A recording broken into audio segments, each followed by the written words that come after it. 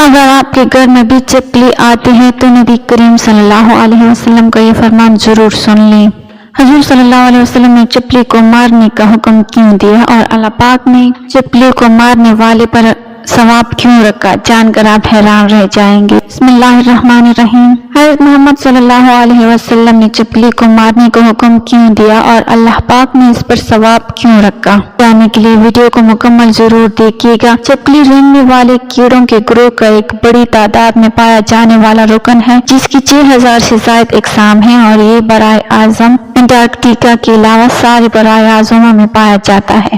زیادہ تر چپلیوں کی 4 ٹانگیں، 2 بیرونی کان، لمبی دم ہوتی ہے۔ یہ کرم خور یعنی چھوٹے کیڑے مکوڑے کا آتا ہے۔ ان کی کئی اقسام میں رنگ بدل لینے کی حیرت انگیز صلاحیت ہوتی ہے جو شکار خور جانور سے بچنے کے لیے ہوتی ہے، تاہم یہ خصوصیت تمام چپلیوں میں نہیں پائی جاتی۔ حضرت ابو ہریرہ رضی اللہ تعالیٰ عنہ سے روایت ہے کہ رسول اللہ صلی اللہ علیہ وسلم نے فرمایا، جس نے چپلی کو پہلی ضرب میں مار ڈالا اس کے لیے اتنے نیکیاں ہیں، اور جس نے اسے دوسری ضرب سے مارا اس کے لیے اتنے نیکیاں ہیں، مگر پہلی دفعہ مارنے والے سے کم، اور اگر اس نے تیسری ضرب سے مارا تو اس کے لیے اس سے کم نیکیاں ہیں۔ نبی صلی اللہ علیہ وسلم نے چپلی کو مارنے پر ابھارا اور اس کی ترغیب دی۔ آپ صلی اللہ علیہ وسلم نے فرمایا کہ جس نے چپلی کو پہلی ضرب میں مار دیا اس کے لیے 100 نیکیاں لکھ دی جاتی ہیں، اور جس نے اسے دوسری ضرب میں مارا اس کے لیے اس سے کچھ کم نیکیاں لکھی جاتی ہیں، اور جس نے اسے تیسری ضرب میں مارا اس سے کم نیکیاں ملتی ہیں۔ اس کی مارنے میں حکمت یہ ہے کہ یہ ابراہیم علیہ السلام کی آنکھ پر تونک مارتی تھی، اور یہ کہ یہ زہریلی اور نقصان پہنچانے والی ہے۔ ایک اور روایت کے مطابق ایک بار ایک صحابی فاقیہ بن مغیرہ کی آزاد کردہ ایک غلام عورت جب بی بی عائشہ کے گھر گئیں تو انہوں نے وہاں پر ایک نیزہ پڑا ہوا دیکھا۔ انہوں نے ہی بی بی عائشہ سے دریافت کیا کہ اس کا کیا مقصد ہے، تو انہوں نے جواب دیا کہ یہ چپلی کو مارنے کے لیے رکھا ہوا ہے، کیونکہ حضور اکرم نے بتایا ہے کہ جب سارے جانور حضرت ابراہیم علیہ السلام کو بچانے کی کوشش کر رہے تھے تب یہ چپلی واحد جانور تھی جس نے اس آگ کو بھڑکانے کی کوشش کی تھی۔ اور اکثر دیکھنے میں آیا ہے کہ مسلمان گھرانوں کا یہ ماننا ہے کہ چپلی کو مارنا انتہائی ثواب کا کام ہے، اور اگر ان کو نہ بھی مارا جائے تو اس کو گھر سے ضرور نکال لیا جانا چاہیے۔ اس کی موجودگی منحوسیت کا سبب قرار دی جاتی ہے، مگر اس بات سے بہت کم لوگ واقف کہ اس کو مارنے کا حکم مسلمانوں کو شرعی طور پر دیا گیا ہے۔ تاریخ سے یہ بات ثابت ہے کہ جب نمرود نے حضرت ابراہیم علیہ السلام کو اللہ کو ایک ماننے پر آگ میں ڈالنے کا حکم دیا تو اس وقت یہ واقعہ کرے ارض کا ایک بڑا واقعہ تھا جس کا ذکر انسانوں کے علاوہ چرند پرند جن و انس سب کے درمیان ہوا۔ اس موقع پر ایک روایت کے مطابق جب چونٹی اور چپلی کے درمیان اس واقعے کا ذکر ہوا تو چونٹی نے حضرت ابراہیم علیہ السلام کی حمایت کی جبکہ چپلی نے نمرود کو حق بجانب قرار دیا۔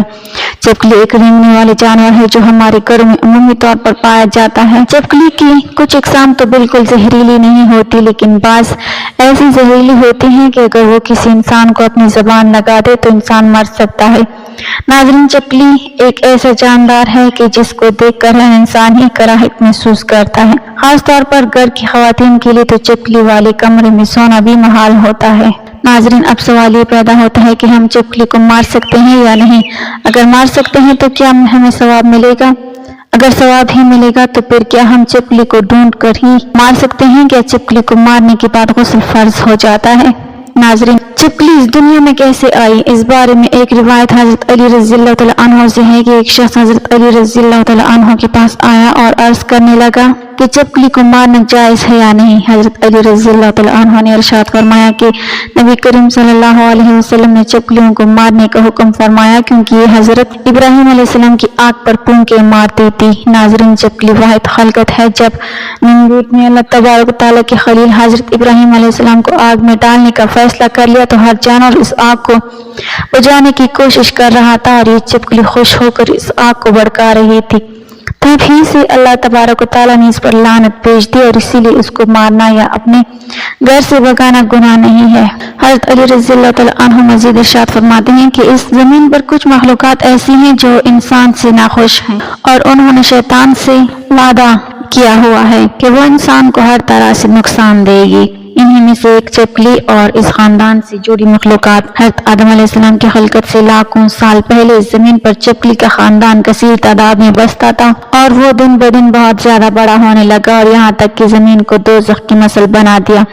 यहाँ इस खानदान ने इतना जुल्म किया कि अल्लाह तबारक व तआला ने जमीन पर अज़ाब नाजिल कर दिया और इस नस्ल को खत्म कर दिया, सिवाय कुछ के सिर्फ वो बच्चे जो बहुत छोटे थे वो जमीन और पानी में छिप गए। जैसे जैसे वक्त गुजरता रहा तो वो बुग़्ज़ और हसद अपने वजूद में बेइंतहा रखते रहे।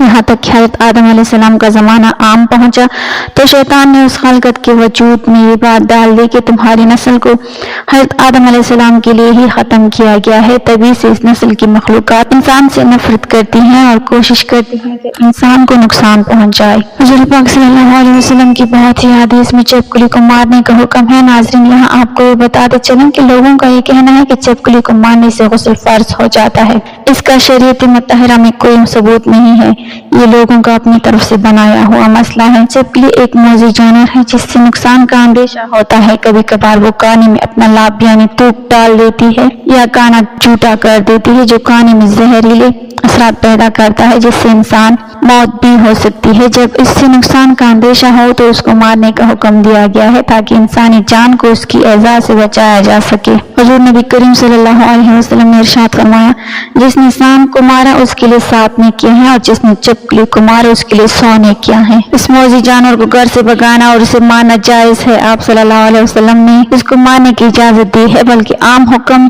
दिया है और इसके मरने पर सवाब भी बयान किया गया है। यहाँ तक कि अगर पहली ज़रब में मार दिया जाए तो उस पर सवाब की बड़ी मिकदार बयान की गई है। अल्लाह ताला हम सबको हर मौजी चीज के शर और शैतान की फितने से बचाए रखे, आमीन। नाज़रीन, कमेंट बॉक्स में अल्लाह ताला के 99 नामों में से एक नाम जरूर टाइप करें। वीडियो अच्छी लगी है तो लाइक कर दें, चैनल को सब्सक्राइब कर दें। मिलते हैं अगली वीडियो में, तब तक के लिए अल्लाह हाफिज।